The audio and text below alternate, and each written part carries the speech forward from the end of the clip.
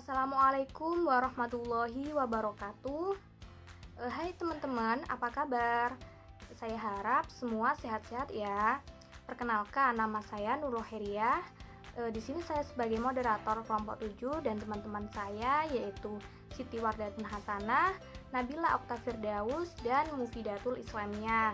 Di sini kami akan mempresentasikan hasil diskusi kami yaitu tentang kriteria investasi pendidikan luar sekolah. Disimak ya teman-teman.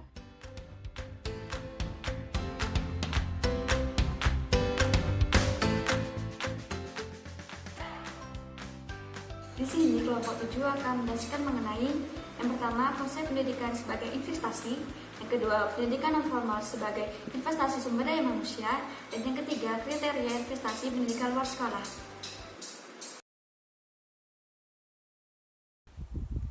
Konsep pendidikan sebagai investasi.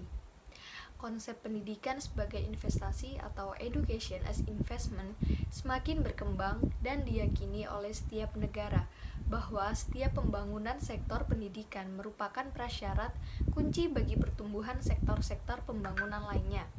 Di negara-negara maju, pendidikan selain sebagai aspek konsumtif juga diyakini sebagai investasi modal manusia dan menjadi sektor utama. Oleh karena perhatian pemerintahnya terhadap pembangunan sektor ini sungguh-sungguh.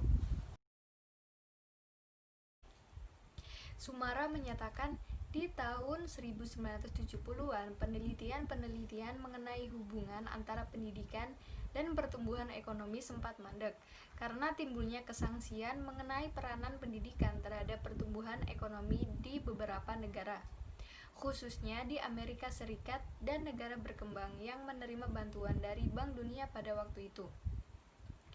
Penelitian Higg pada tahun 1980, Wehler pada tahun 1980, serta beberapa peneliti neoklasik lainnya dapat meyakinkan kembali secara ilmiah akan pentingnya manusia yang terdidik menunjang pertumbuhan ekonomi secara langsung, bahkan seluruh sektor pembangunan makro lainnya.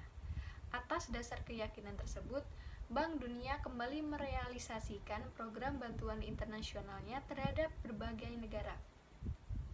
Kontribusi pendidikan terhadap pertumbuhan ini menjadi semakin kuat setelah memperhitungkan efek interaksi antara pendidikan dan investasi fisik lainnya.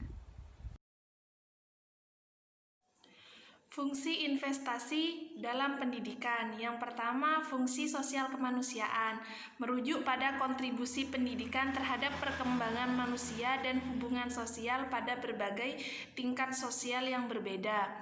Misalnya, pada tingkat individual pendidikan, membantu peserta didik untuk mengembangkan dirinya secara psikologis, fisik, sosial, serta membantu siswa mengembangkan potensinya semaksimal mungkin. Yang kedua, fungsi politis, merujuk pada sumbangan pendidikan terhadap perkembangan politik pada tingkatan sosial yang berbeda. Misalnya, pendidikan membentuk siswa untuk mengembangkan sikap dan keterampilan kewarganegaraan yang positif untuk melatih warga negara yang benar dan tanggung jawab.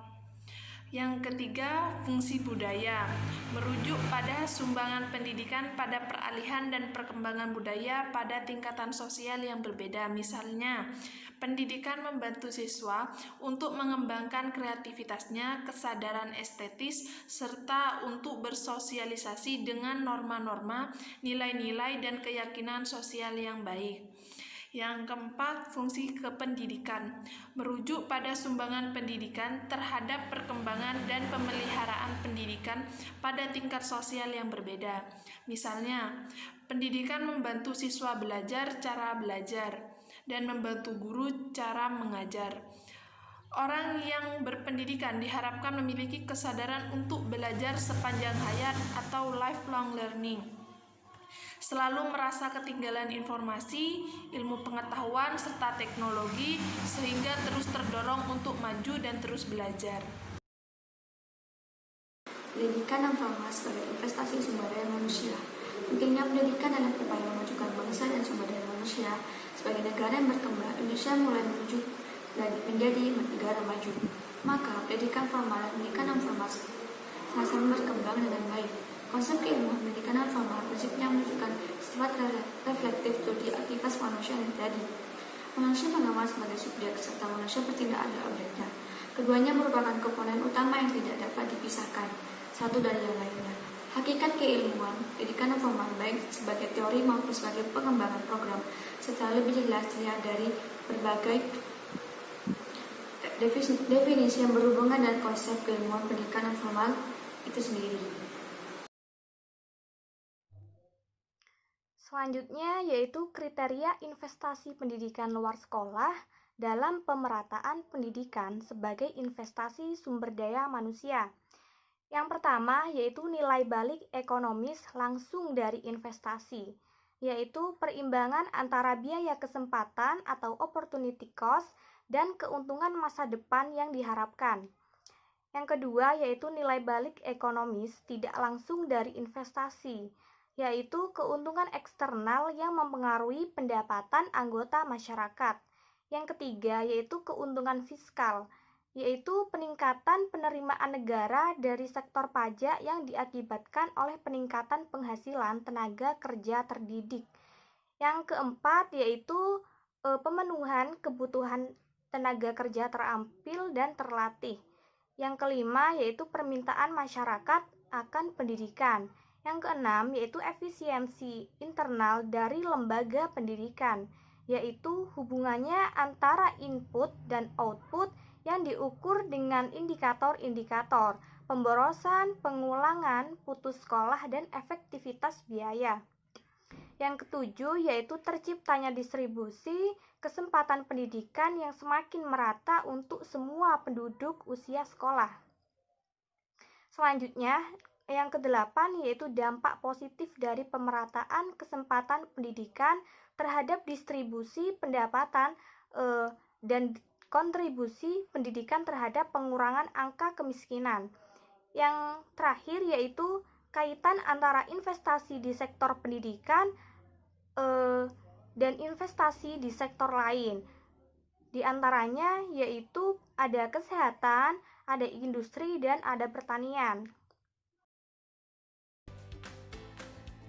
Baik, cukup sekian presentasi dari kelompok kami. Terima kasih buat teman-teman yang sudah menonton video ini mulai awal hingga akhir presentasi ini. Kurang lebihnya kami mohon maaf yang sebesar-besarnya, mungkin ada salah kata yang disengaja ataupun tidak. Selanjutnya kami akan membuka pertanyaan bagi teman-teman yang belum memahami atau ada yang ingin ditanyakan, dipersilahkan. Pesan dari kami, tetap jaga kesehatan ya. Wassalamualaikum warahmatullahi wabarakatuh.